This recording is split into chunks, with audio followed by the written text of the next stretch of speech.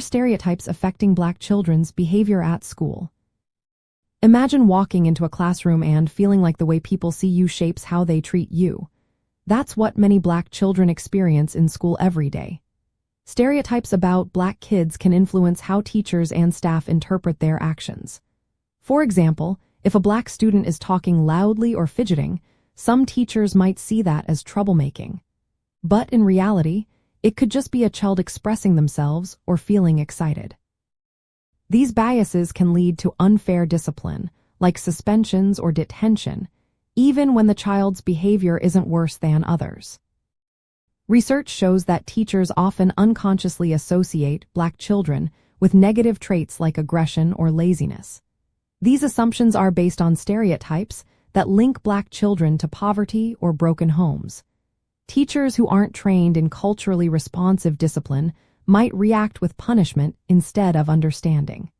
This can make Black children feel misunderstood and unfairly targeted. Black girls face their own set of stereotypes. They are often labeled as loud or aggressive simply because they express themselves confidently. These labels can lead to more disciplinary actions against them, which can hurt their self-esteem and school involvement.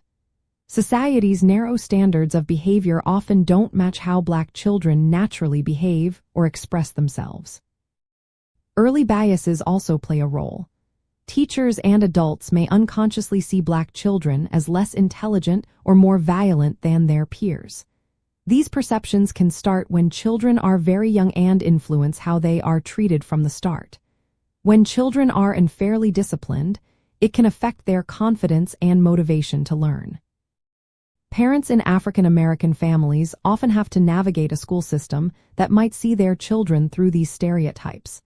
They may need to advocate for their children and push for fair treatment. Culturally responsive discipline involves understanding each child's background and strengths.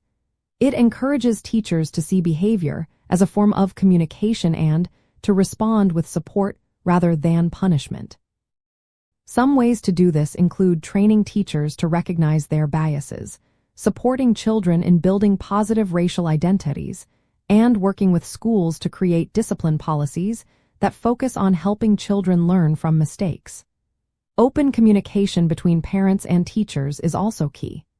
When everyone understands the child's background and needs, it's easier to manage behavior positively. In the end, stereotypes do influence how Black children are treated and how they behave in school. But by being aware of these biases and choosing responsive discipline strategies, we can help create a school environment where all children feel valued and understood.